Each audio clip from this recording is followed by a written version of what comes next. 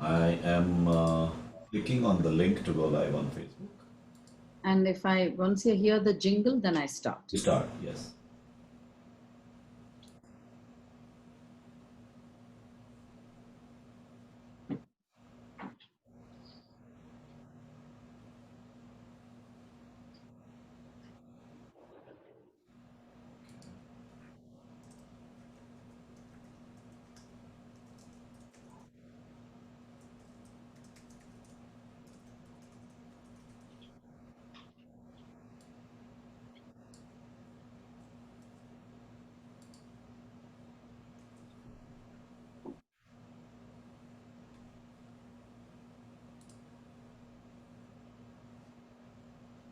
So we are going live on Facebook.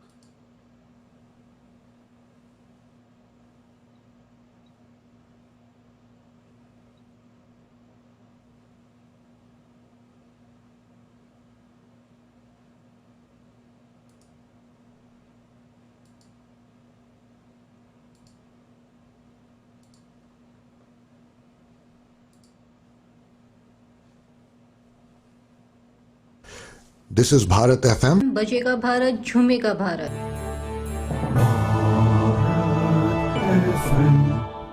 बजेगा Bharat झूमेगा Bharat This is Bharat FM.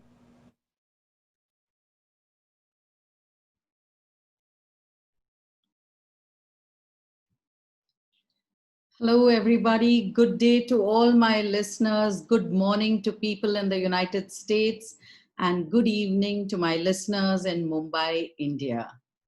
I, Usha Venkatraman, storyteller from Mumbai, India, am happy to launch Storytellers Cafe on Bharat FM.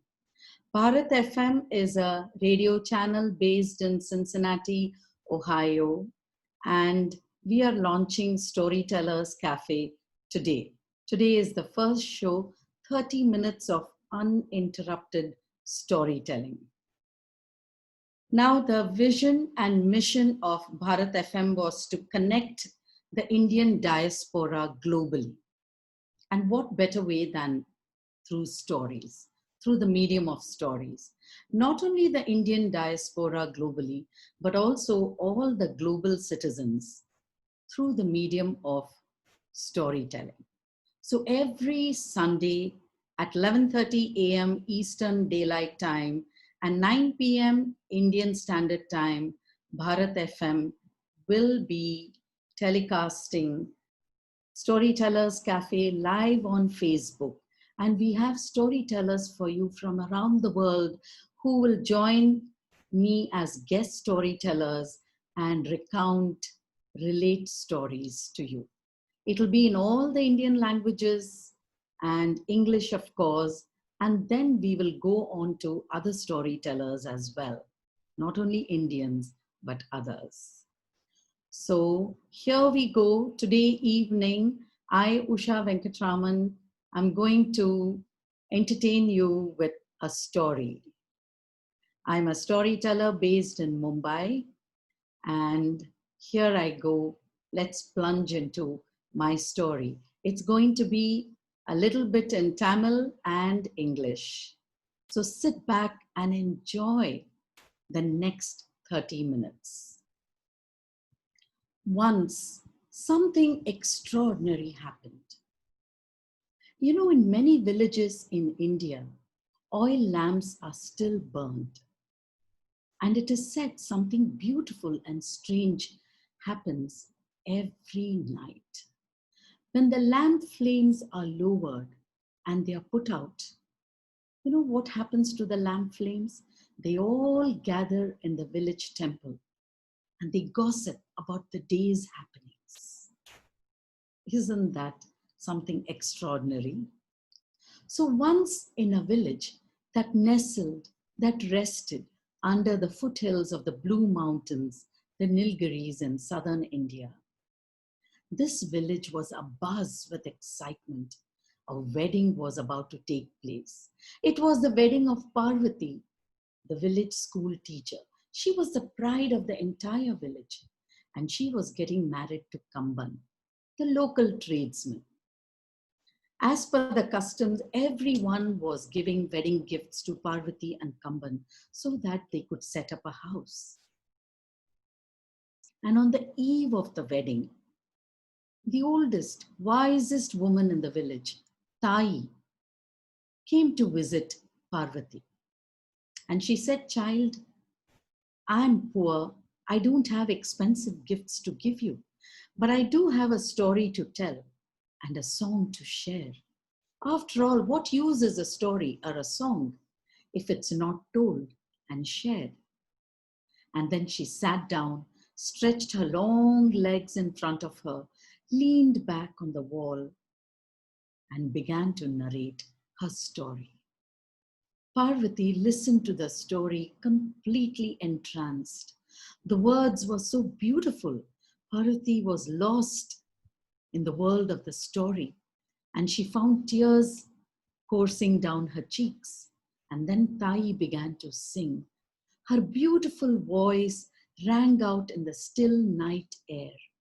It seemed as if all the birds, everyone, the whole world had come to a standstill.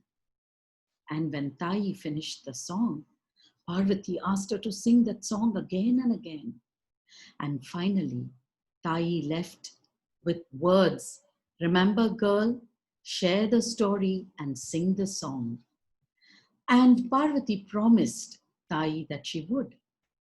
Parvati got married next day to Kamban and came to live in his house. Kamban had a house next to the riverside, a house with thatched roof. Now Parvati got busy with her married life. She was teaching in the school, village school, and she also helped her husband with his accounts. And with all the housework, she forgot all about the story and the song. But the story and song, they were stifled inside her. They wanted to be let out. They were, inside her, and they really wanted to burst open and come out. So they sang, "I'm a story I want to be told before I grow weary and old. I'm a song I want to be sung while I'm still lively and young. We are a story and a song meant to be heard, every note, every word. We are a story and a song meant to be shared. Oh, Parvati, why don't you care?" But Parvati was impervious. One day, while she was roasting masalas in the kitchen, red chilies, she sneezed. This was the perfect moment the story and the song were waiting for. They jumped through her nose. And you see, spirits, when they come out into the real world, they need to take the shape of an object. So they quickly took the shape of Kamban's beetle nut crusher and a carved wooden box. Now, these were gifts that Kamban had received at his wedding, and they were his prized possessions. And Parvati, little did she realize that the story and the song had escaped from her. But the story and song wanted to take revenge on Parvati for stifling them. And when she wasn't looking, they quickly, that is the beetle nut crusher and the wooden carved box, escaped from the house and hid themselves in the village from where they could look in on Parvati. Kamban came home in the evening, and after dinner, it was his usual ritual to have his beetle nut, and he would use the beetle nut crusher to crush the nuts. He didn't find them next to his bedside table. So he asked Parvati, and Parvati said, "I did see them in the morning. I don't know where they could have gone." But Kamban lost his temper. And when Kamban lost his temper, he stomped off to the village temple. That's what he did, leaving Parvati confused and sad, sitting and crying outside the steps of the house. And when Kamban reached the village temple, he saw something extraordinary. the oil lamps, they had all gathered in the temple. Kamban quickly hid himself behind a pillar, and he looked and he saw the oil lamps gaily chatting away, gossiping, laughing, and talking about the events that had taken place during the day as well as from the neighboring village.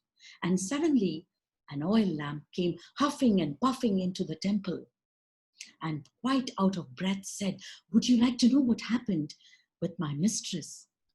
All the lamps gathered around that oil lamp and said, "Yes, pray tell us what happened." And the oil lamp said, "You see, my mistress sneezed today while she was roasting masalas, and out jumped a story and a song, and they hid themselves in her husband's beetle nut crusher and the wooden box. And they are hiding somewhere in the village because they want to take revenge on their mistress." When Kamban heard it, everything fell into place. He understood that Parvati was completely blameless. And he quickly made his way back to Parvati. Meanwhile, all those oil lamps, they decided that they would go in search of the story and the song and return it back to Parvati.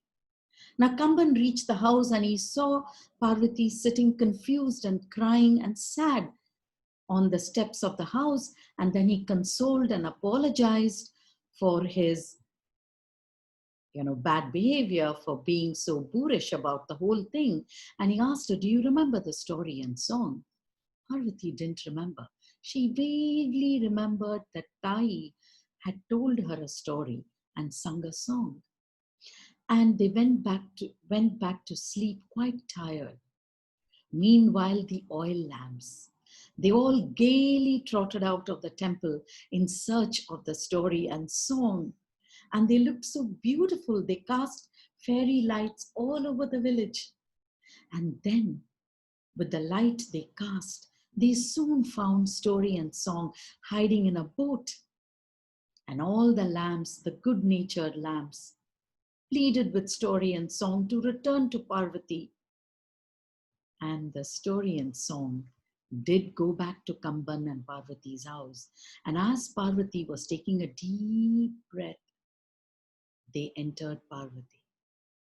And the beetle nut crusher and the carved wooden box were returned to the bedside table. And the good-natured oil lamps, oil flames, they were so happy that their mission was accomplished, went back to the village temple. In the morning, when Parvati rose, she rose up with a smile and a song in her lips, and she turned to Kamban and said, "I remember the story. I remember the song. Would you like to listen to me?" So listeners, would you like to listen to that story that Parvati remembered and shared with Kamban? So here we go. பாட்டு பாடியே கதைகள் சொல்லவா, கதைகள் சொல்லியே மனதை வெல்லவா, ராஜா ராணி கதையை கேட்டு நீங்க மயங்குவா, நானும் கதையை சொல்லி உங்களை குஷிப்படுத்தவா. பாட்டு பாடியே கதைகள் சொல்லவா, கதைகள் சொல்லியே மனதை வெல்லவா. Well, this story comes all the way from Cuba. It's a Cuban folk tale that I heard from Carmen Agra Didi at Tennessee, United States, way back in 2014. And I adapted this story. So here we go. Meenakshi Karpagam Raghuraman Iyer was a beautiful cockroach. She lived on a cozy lamppost with her old, troublesome, meddlesome, loud, interfering Iyer family. She lived on a cozy lamppost with her family in the old Agraharam street of Musiri village, a small town in southern India, very close to the town of Trichinappalli. Now that Meenakshi was 21 days old, she was ready to give her leg in marriage. She was the eldest house in the Iyer family. Every lady aunt in the Iyer family was crawling with excitement. They were all excited that Meenakshi was ready to choose a husband. Meenakshi's Perima, Ambujam Perima, her aunt, gave Meenakshi a wonderful antique Tanjore comb. And Amma, Meenakshi's mother, gave Meenakshi a pattu salai, a silk stole that belonged to her great grandmother. And Meenakshi's grandmother, Musuri Valambal Pati, oh, she was a unique piece. She gave Meenakshi some shocking advice. What? You want me to do what, Pati? Meena, yes, you are a beautiful cockroach. I know. Meena, listen to me. Choosing a husband from many is the easy part. But picking the right one is the most difficult. You mean there is a wrong one? Yes, Ama, sometimes. But Pati, tell me, how will pouring hot coffee on my suitor's shoes help me select a good husband? Meena, listen to your grandmother. The coffee test never fails. And that too, Kumbagonam double filter coffee. Now listen carefully.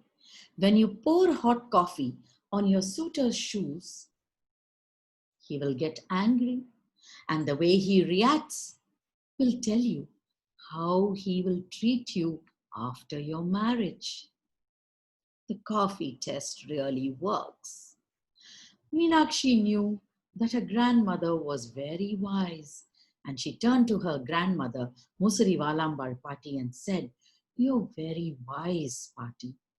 "No, I'm an old cockroach," said her grandma.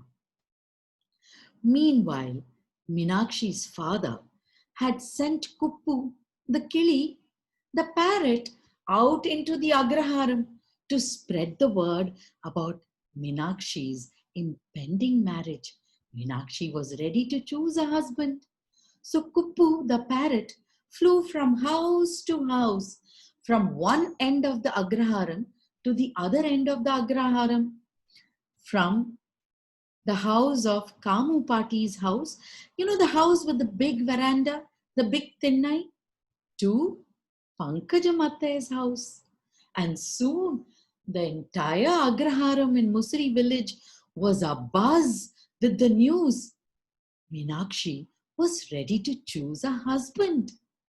One of the ladies, Kamu Pati, said, Teriyuma unaku, Meenakshi is going to choose a husband. My grandson is going. And another lady said, of course, my nephew is also going. Soon everyone in the Agraharam knew about Meenakshi's choosing a husband. The D-Day dawned. Meenakshi, as per the custom in southern India, under the many watchful eyes of her Iyer family, sat down on a spool of thread in the balcony.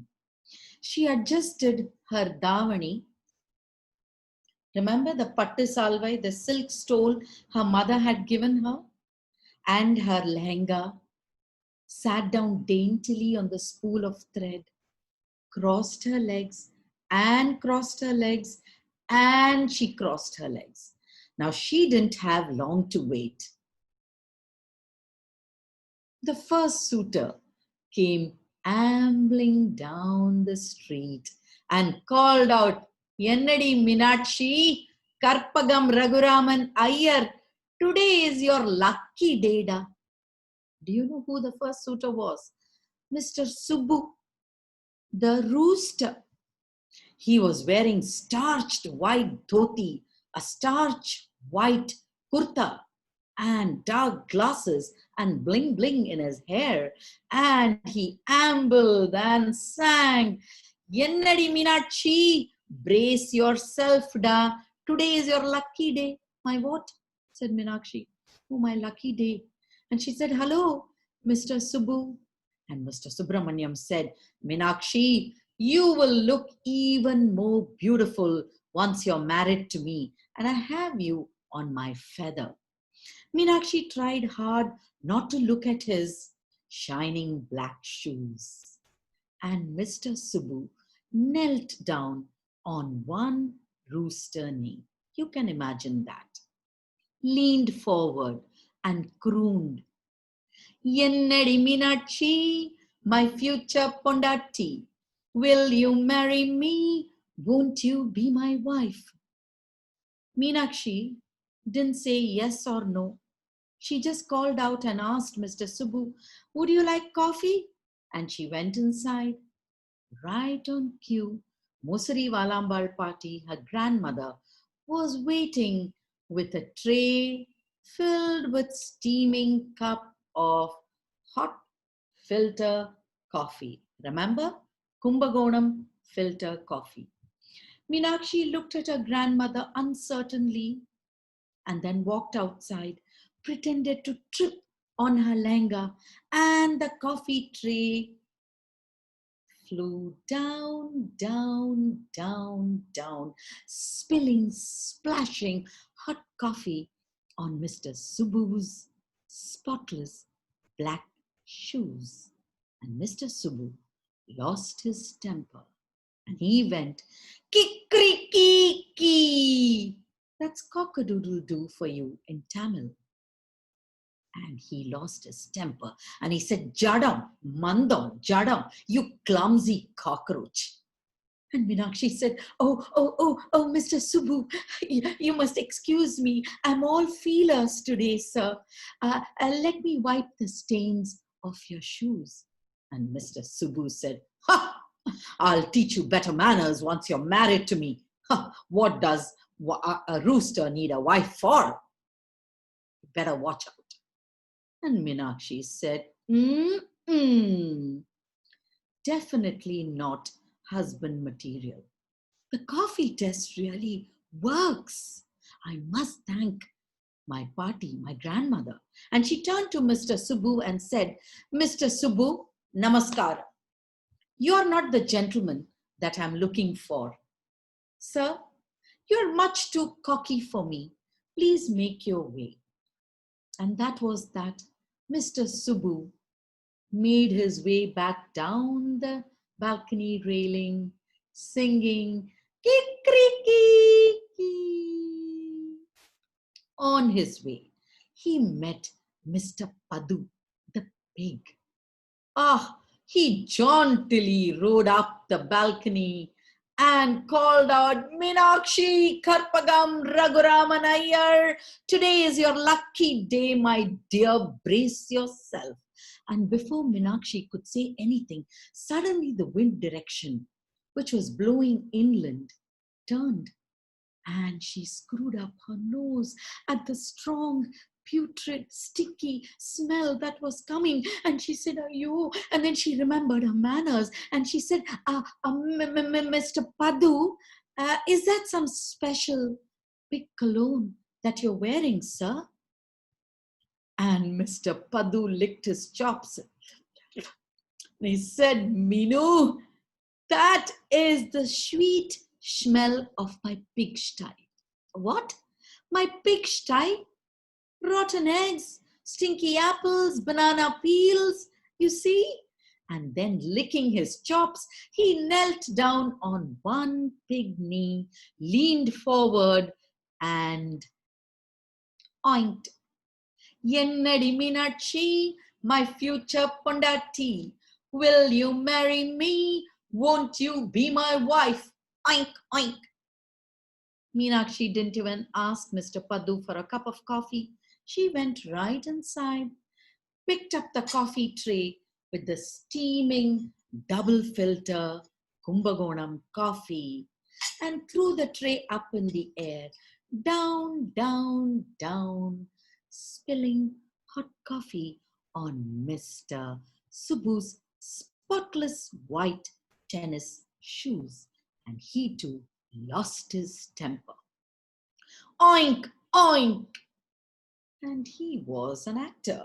So he said, "Ah, don't test the patience of Mr. Paddu, the pig." And Meenakshi thought, what a ham. He thinks he's Shah Rukh Khan.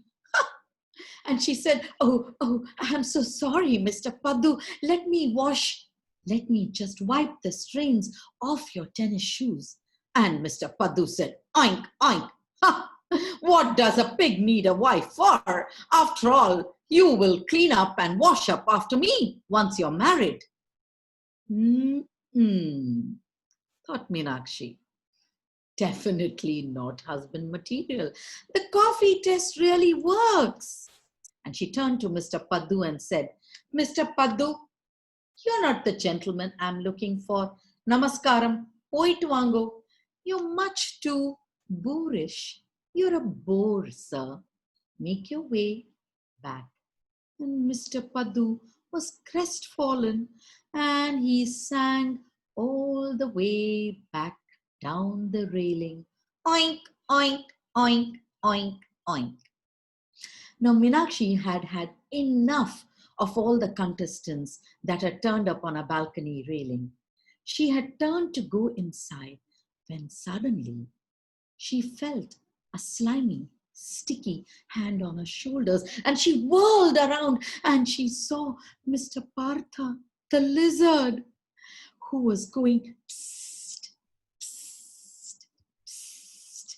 And somehow, when Meenakshi saw Mr. Partha, there was no chemistry. It happens, right?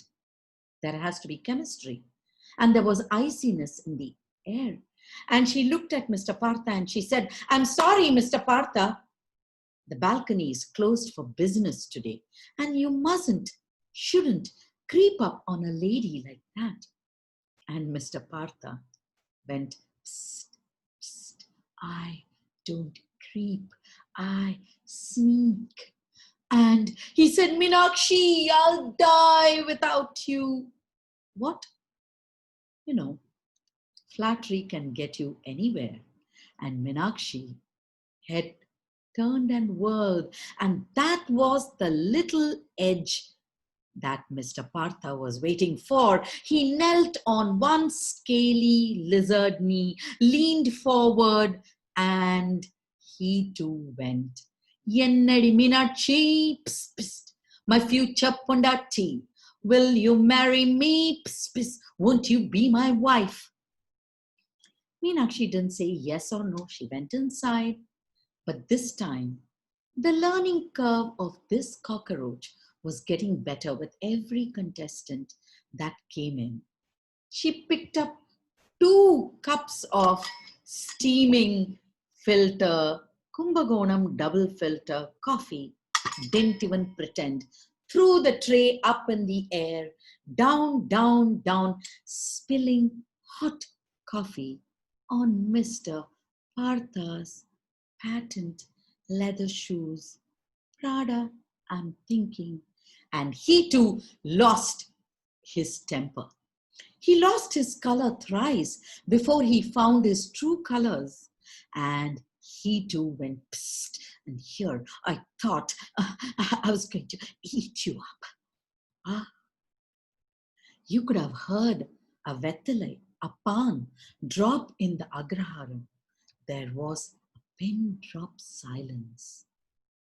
And Meenakshi looked at Mr. Partha up and down, and she said, Namaskaram, Mr. Partha. You're definitely not the gentleman I'm looking for. You're much too cold-blooded, sir. Please make your way back.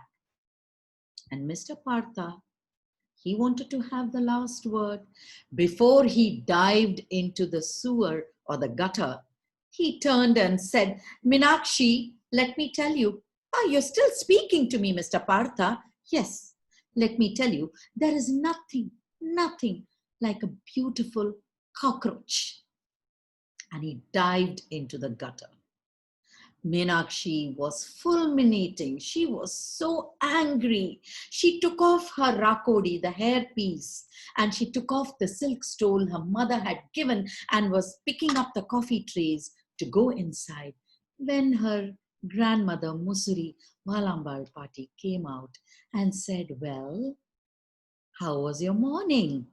"Ah, you don't want to ask me, Grandma. The kind of specimens that turned up on my balcony railing." My grandmother said, "Meenakshi, did you think it would be easy to choose a husband? Picking the right one is very difficult. It took me a long time to pick your grandfather." And she drew Meenakshi to the balcony railing and pointed down to the flower pot below, where a little garden mouse was busy raking the leaves. And her grandmother said, "Why don't you go and talk to him?" And Meenakshi said, "Ah, he's not even looking at me." And her grandmother gave her one valuable piece of advice. "Meenakshi, why don't you go and talk to him and just be yourself?" And Meenakshi swung one dainty leg over the balcony railing and she slithered down to the pot below and hid herself behind a little rose petal and looked at the brown garden mouse. And the mouse looked at Meenakshi and said, "Hello, I am Ekambaram." Meenakshi's heart went ticky-tin, ticky-tan. "Oh, look at his voice, as warm as honey. Oh." And then she remembered herself and she said, My name, what is my name?" And the little brown mouse answered for her, "You are Meenakshi Karpagam Raghuraman Iyer, the beautiful cockroach." "Oh, Mr. Ekambaram, do you think I'm beautiful?" "I don't know, Meenakshi. I can't see very clearly, but I can definitely hear you. You're a smart and a funny cockroach. Who cares about beauty?" said Mr. Ekambaram. And Meenakshi's heart went ticky-tin, ticky-tan, and she said, "Oh, he's my Kadal Manan. Oh, he's my Shah Rukh Khan. Oh, his voice." And then she heard her name being called out, "Meenakshi." "Oh, grandmother, he's the one for me. No coffee test for him." But her grandmother said, "Meenakshi Karpagam Raghuraman Iyer, the coffee test is for everyone." No arguments when grandmother used that tone. Meenakshi went, reluctantly picked up the coffee tray and threw the coffee tray up in the air, down, down, down. But before you could say Jack in the Box, Mr. Ekambaram, with a quick flick of his tail, turned the coffee cup and the coffee fell or splashed on Meenakshi's pink peep toes. And she knew better than to get angry. She laughed and she said, "Ah, the coffee is on the other foot." And she said, wait a minute, Mr. Ekambaram. How did you know about the coffee test?" And Mr. Ekambaram put his arms around Meenakshi's shoulder and he said, "My darling, Kanne, Kanmani, my sweetheart, I too have a Musari Saradambal party." So with that, my listeners on Bharat FM, I come to the end of my story. Every Sunday, Bharat FM will bring you a wonderful storyteller who will recount and completely entice you with their stories every day morning 11:30 a.m. Eastern Daylight Time, United States, 9 p.m. Indian Standard Time, with stories on Storytellers Cafe. Next week, we have a wonderful, wonderful storyteller in store for you from India. And I'm not going to tell you her name. She's one of the bestest Storytellers in India. She's the global face of Indian storytelling. So stay tuned to Bharat FM, to Storytellers Cafe next Sunday, 9 p.m. Indian Standard Time, 11:30 Eastern Daylight Time. And thank you. It's me, Usha Venkatraman, signing off for Bharat FM. Thank you. Have a wonderful This is Bharat day. FM. And good बजेगा night. Bharat झूमेगा Bharat